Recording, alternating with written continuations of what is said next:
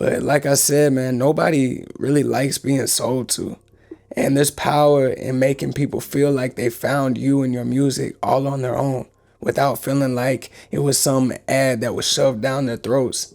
And I would argue, honestly, that that's the best marketing, where it doesn't even feel like marketing at all.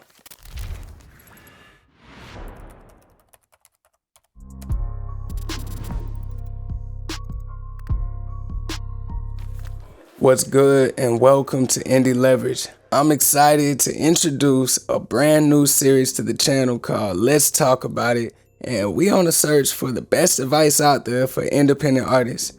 Nowadays, we need so much more than just great music. We gotta be good at marketing, branding, content creation, the list goes on. So let's talk about it.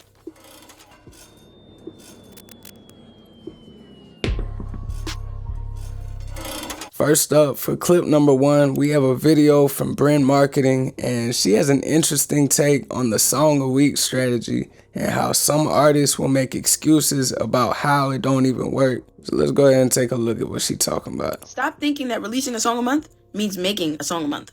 It's like everybody forgets the part of the interviews where Russ says he made a bunch of songs first. He was not distributing them at the same rate that he was making them.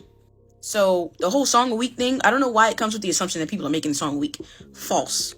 Not all the time anyway. Number 2, it also comes with the assumption that a song made in a shorter period of time is not going to be a good song.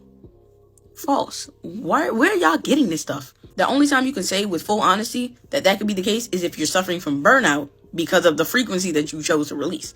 But that's not where y'all coming from with that argument. And if you're not making the songs at the same rate you're distributing them, as in like you had a bunch of songs ready before you started releasing, why would you be burnt out? Like, here we are again. Like, just stop lying. Where are y'all getting this? I'm lost. If you're not familiar with the Russ song a week strategy, he basically said that one of the things that blew him up was dropping a song every week for like a year. And yeah, he also definitely said that he stacked up a good, 20 songs before starting a release, which obviously set him up to remain consistent throughout the entire year. So she's saying that a lot of artists will say that this method don't work because, you can get easily burned out and the quality of the music could even suffer as well. But I feel on that. There's no reason an artist should feel burnout if they got like 4 months of music backed up. And you can always change that number to fit you and your creative output the best. Obviously, the more music you stack up, the better the chances are that, you don't fall behind. But you won't be dealing with any anxiety or about needing to create more music. And for most of us, I feel like music comes from a place of passion and fun. So sometimes I feel like we get so caught up under the pressure that we put on ourselves to be, at a further point than where we're currently at. And the song a week strategy don't have to add to that pressure, especially when you do it right. So if you feel like this release strategy will work best for you, or that at the very least it could help you out with the algorithms, then I personally say, why not? You feel me? Like, the thing is, as much as we want our success to feel somewhat overnight, that's not really realistic. And honestly, it shouldn't even be the goal. I would rather spend years growing my career if it means having a career that lasts and has some longevity to it, as opposed to a music career that ends up dying as quickly as it started, you feel me? And I feel like making a whole bunch of excuses about why something won't work for them is a common trap that artists end up finding themselves in. And don't get it twisted, it is a trap. And if you aren't careful, you can find yourself making similar excuses. You can focus on the 99 reasons why you feel like you won't make it, or you could put all of your focus, all of your energy into finding the one reason why you do make it. And I feel like one of the best things about pursuing a music career is also slick one of the worst things. And it's that there's no one certain path for success. Everyone's journey is going to look a little different. And, while some may look similar, nobody's path to success is going to look the exact same. But my point is, the song a week strategy obviously doesn't work for everybody. It's not like it's some magic formula, and once you drop a song a week for a year, then automatically, you're the next Russ. Nah, obviously it don't work like that. Because of course, this is all dependent on you having amazing music. And just like everything else in this industry, the real play is to look at how other people have found their success and implement the strategies that you feel like would work best for you. You can't say the song a week strategy don't work because it already did. Russ already proved that it can work, but that don't mean that it's going to work for you. And like I said, you could take pieces of different strategies and mold them into your own personal strategy. Maybe a song a week seems like too much, not because you couldn't stack up the songs, but maybe because you feel like your fans wouldn't respond as well to a new song coming out every single week. I mean, maybe you feel like instead, if you dropped every other week, it'll give your fans more time to look forward to your new music. And this is obviously only slightly different than Russ's strategy. And even though you would literally release half as many songs, maybe the piece that you took from his release strategy is that you need to find a way to be more consistent. Consistency is always going to be king. They say content is king, but nah, man, consistent content is going to be king. And at the same time, obviously, you're going to be building up your catalog as fast as you can. I mean, you could have one song doing like 100,000 streams a month, or you could have 10 songs, each doing about 10,000 streams a month. Both of them going to equal up to 100,000. And the more you build your catalog up, the more your streams will continue to compound and grow. You feel me? So it's all just a numbers game. It's not a quality versus quantity debate. It's not really an either or. For me personally, what works for my release strategy is quality quantity, which will be quality or quantity on their own. But anyways, man, let's go ahead and take a look at this next clip. We got a video from Venture Music where they talk about the new feature Spotify rolled out called Spotify Clips. So let's see what they got to say about it. Musicians, you probably already noticed, but Spotify for Artists has a big update today that allows you to upload 30-second video clips around releases. Our media director, Taylor, actually spoke to Spotify about this feature a few weeks ago, so I'm going to let her fill you in. Alright, so a really cool thing about this feature is that whenever you upload a clip, you're able to connect it to a Spotify single or album. So anytime someone goes to your profile and clicks on your release, they'll be able to see the video you have connected to it. Something important to note is that you want to be precious with the material. So kind of the opposite of everything Dustin talks about on TikTok. But you want to make sure that you're uploading a unique piece of content that's going to add value to your release. See, man, my whole thing with this is, what's the cringiest way that you've had an artist share their music with you? Ooh, oh my God, I remember this one guy took me out and he brought me to this nice little restaurant and, things were going good. There was a vibe, he was cute, he was sweet, and when I asked him what he did for a living, he told me he was a rapper. And I remember actually thinking that was cool, and I told him I wanted to hear something he made, and this man pulls up YouTube and starts rapping loud as f in front of everybody. Everyone was staring and laughing. I wanted to cry, I was so embarrassed. Yeah, some guy came up trying to sell me his mixtape or something like that in the parking lot. I told him my car don't even play CDs, but that I'd check him out on Spotify. And he said he wasn't on there because streaming don't pay enough. They send me all these SoundCloud links I never even asked for when I don't even use SoundCloud. What? Why would a musician even send something to me? I don't understand. So what platform do you like streaming music on then? I mean, to be honest, I use YouTube, don't get me wrong. It's just I like to hear it when it's actually done, Yeah, I go on Spotify. Spotify. I just use the Apple Music stuff that comes on my phone. Why? Whether it's your first time or if you're just tired of paying for every song you release, then it might be time to consider using DistroKid. Not only can you release unlimited songs to all major streaming platforms like Spotify and Apple for only $40 a year, they let us keep 100% of our royalties, and they even have direct deposit to make it easier than ever to get paid what we deserve. By using my referral link, you'll be able to sign up and receive 7% off on your first year. In full transparency, I do receive commission off of this, but this isn't like an official sponsorship type of deal. This is actually my own personal referral link that DistroKid gives to the artists that use their services. So I put the link that saves you money down in the description for you, but let's go ahead and get back to the video. How are we supposed to even look at all this? Like, is this another place where we supposed to repurpose content from TikTok or Reels and all that? And then even more importantly, are we supposed to be doing like performance videos where we lip sync to the song? And I guess supposed to aren't the right words. It's not like we all even supposed to be doing the same things. That's the whole point of being creatives. We actually get to be creative. So I guess the real question is, what are people even looking for from these videos? And this is such a new thing as far as, having short form content that is directly tied to where you listen to music. And I've heard some people say they want to use clips to tell the story behind their songs, which I guess that could deepen the connection that a listener has with you and your music. I just feel like it'll be a little bit more interesting to see how this plays out, especially with the other DSPs.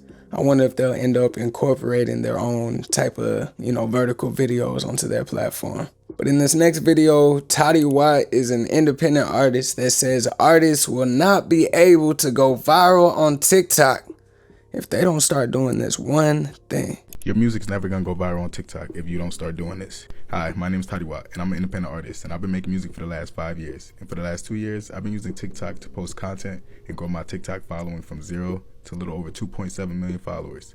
As well as using TikTok to post content around my music, I've been able to grow my streams to a little over 50 million streams on all streaming platforms. And none of this would have been possible if I didn't do this one thing, and that's making sure that I include a hook in the beginning of all my videos. Now, to explain what a hook is, we're gonna look at this like we're fishing. We all know that you put the hook on the tip of the fishing rod, and when you cast it out into the water, what do you do when you feel that tug? You reel it in. Now, this is basically what your hook is supposed to do in the beginning of your video. Your hook is supposed to grab the viewer's attention, just long enough to reel them in so that they watch the full video. This is why it's important to make sure that your hook is in the very beginning of the video. So let me give you an example of a hook that I just did in one of my videos that went viral. I think I just made the perfect song to listen to when you're taking those late night drives at 2 in the morning. Just listen. To break down this hook, the first thing that I said in this video was, I think I made the perfect song that you can listen to on those late night car rides. Automatically gonna engage anybody that likes listening to music on late night car rides. Then I reel them in by saying, just listen. Now by this time, they're already engaged by the hook that I said in the beginning of the video. Saying just listen was the reel to pull them in. Done right, you should be able to track your target audience every time. See, I feel like that was a perfect example of a good hook. I feel like it was pretty solid, and there's so many different variations you could go and do with that, and getting creative with your hooks is obviously what's going to set you apart from everybody else. But the real point I got from this video is that we need to put some real thought into the first few seconds of our video. And it's actually kind of baffling to me how long it took for me to understand this concept from my own videos. I would put all this time into actually making the music, you feel me? And then I'd put the basic, performance videos out there wondering why people aren't responding to the music. Bro, it's because it's not really a music discovery app, you feel me? And hear me out on this one, because I know people discover music on there every single day. I get it, but what I'm saying is 9 times out of 10, people aren't pulling up TikTok to actively look for new music. I feel like music discovery on TikTok is just sort of like a icing on top of the cake type of situation. You feel me? Like a sort of added bonus. People are really going on TikTok to be entertained. If they happen to stumble across some good music, great. But people aren't necessarily getting on the app, I feel like, to be sold to, which sometimes I'll catch myself watching a sponsored video from a company trying to sell some services or a product, and then they finally hit me with the call to action at the end. It's like, man, they got me. I ain't even realize this was an ad, man. They got my. But companies are starting to understand that you can't advertise to people in the same way on every single platform. And it's kind of weird. I feel like it's kind of weird to look at our music and even ourselves as products, but that's exactly what we are, bro. And every time we put a video out there, we have a goal of it gaining our music and our brands more exposure. We're really just putting out an ad. And I might just be speaking for myself, but nobody really likes ads, man. I feel like nobody wakes up and says, I can't wait to see some good advertisement today. Man, what? every once in a while, you'll come across an ad that makes you laugh or it entertains you in some type of way. Kind of like how people love watching the Super Bowl commercials because most of them are super entertaining and they don't even really feel like ads. So if an artist is putting out videos trying to promote their music and it feels like it's just another cringy ad that we all want to swipe away from, it's only going to make sense that people naturally get turned off by it.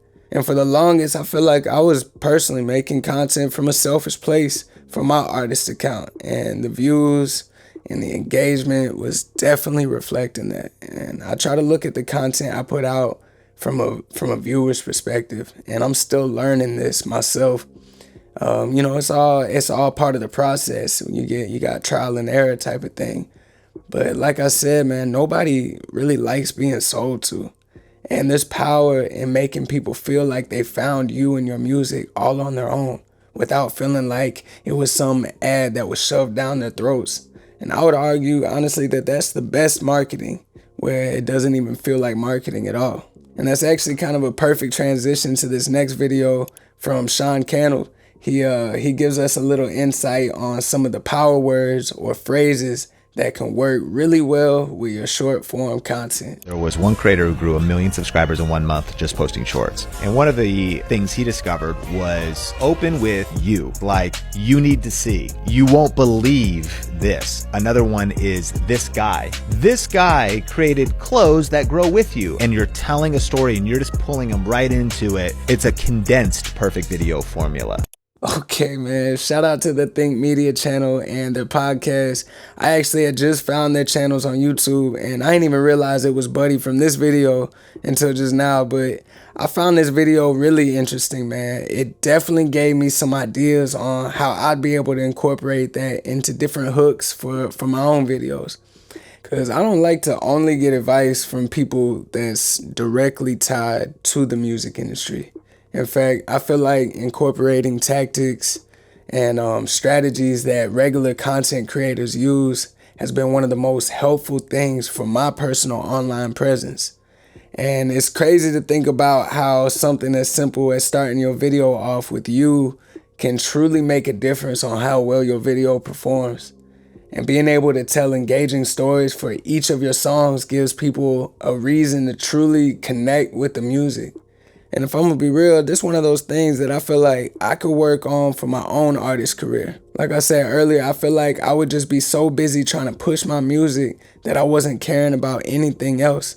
But I want to make content that actually makes people feel a connection with me. Not just vibing to the song, but me and my overall brand is what I want people to be drawn to. Obviously, I want them to rock with the music, but I mean, I'm assuming that if you're an artist watching this, you feel the same way. But it's not just about learning all of the tips and the tricks.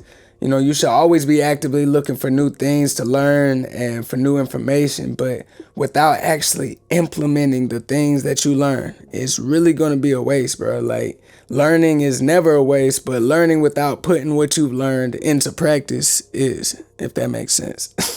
But wrapping it up with our last clip, Wendy Day says that even having great music isn't enough anymore. So let's find out why. If you're a true musicpreneur, then I'd like to offer you a lifeline and invite you to a one-on-one session with me that we'll treat like your own personal mastermind, where I'll answer any questions and we can strategize actionable steps tailored to your unique situation. I'm only opening up a limited number of slots each month, so if you'd like to apply, you can visit www.indieleverage.com/live call. And don't worry, I put the link down in the description for you. So for now, let's get back to the video. Today, just having great music isn't enough. There's an influx and an oversaturation of music. And fans today want to know who you are. It's the connection. They want to know who you are so they can feel a connection to you. And once you understand that, and once you get over it having to be perfect, it's really not hard. Like, you can just have somebody with an iPhone filming you for a couple days a week and have enough content, reels, shorts. You've got TikTok, stories, you've got ads, timeline stories. posts. Yes, you've got YouTube YouTube videos, lyric video, like you've got everything. And once that becomes part of your routine and you make an effort to schedule the posts and you treat it with the respect that you would treat any other job, it becomes easy. It just becomes you telling your story. And you've got to tell your story. The full episode that this video is from was actually a real good episode, man. Shout out to the Cheat Code podcast. But one thing that I want to put a little more attention on that she talked about, which is how artists need to get over the feeling like everything has to be perfect. And that's something that I feel for on a personal level, man. That hit close to home for real. But chasing perfection is literally just a facade. I think I heard somewhere that perfection is really just procrastination in disguise. I don't know who to credit that to, but I heard that somewhere, man, and it really stuck with me. And I feel like if you look at the root of your procrastination, it usually stems from anxiety or fear. And at least that's what I finally had to be honest with myself about and admit to. And, even though I get on stages to perform and I put out my music, market my music, all that good stuff that we have to do. But despite all of those things, I finally realized that, man, I could just be doing a lot more. I could be a lot more productive. And I could be doing things at just such a faster rate. And if I would just get out of my own head. And this isn't something that, I overcome completely. This is something right now, today, that I'm still dealing with. And I would easily spend 2 or even 3 times more time than I needed to on different tasks, like shooting TikToks or any type of video or photos. You might be able to relate to that, especially since most artists tend to be perfectionists at times. And I think it's not even just about, trying to make it perfect. I feel like in a way, I'm in my head already analyzing how it's going to be perceived before it even happens. Like I'm already picturing what the video will look like when I'm done. So because of that, I'm not even free in my head enough to just do and to just do what I'm supposed to do in that moment. But another thing that Wendy said about how we need to include this into our routine somehow. And I feel like that's one of the easiest ways to get over everything not being perfect.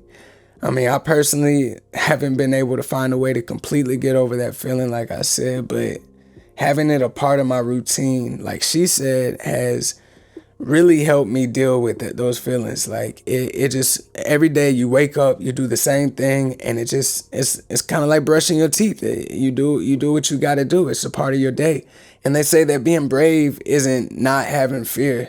It's just continuing to push forward in spite of your fear. Like even though you're scared, you're just gonna keep going. That's what real bravery is. I don't know, it's something like that. But I feel like that same concept applies with perfectionism, especially if it all just roots back to fear anyways. And like she said, respecting this as your job and doing what you gotta do to make this work. If you don't want to be an artist full time as a career, then that's fine. But if you do, there can't be anything that you let hold you back from where you want to be. And I love how she brought up telling your story and giving people the opportunity to actually make a connection with you, because we've been talking about this for the whole video, and it just kind of makes everything come around full circle. But there isn't just one path to a successful music career. Regardless of the journey, you'll end up seeing the same basic principles time and time again, like telling your story, building a community, staying consistent, the basic fundamentals that you'll find with every successful artist. But that's all we got for today. This has been episode 1 of Let's Talk About It. If you're not already, go ahead and subscribe to the channel so that you can get notified for new videos which get dropped every single week. And I appreciate you for watching. And until next time, y'all keep pushing, cause we starting to gain some leverage. Really put myself on, cause I can't settle for average. I made it a habit of doing what they couldn't get done. Wait, you still here? You must not know a video to watch next or something, huh? Alright, man. I got you, bro. But you gonna have to get up out of my studio. Cause what the got me showing up. You can keep your keeper behind the gate if they won't let me in. Yeah. We balancing the scales now. and we got them scared, yeah. We been gaining leverage.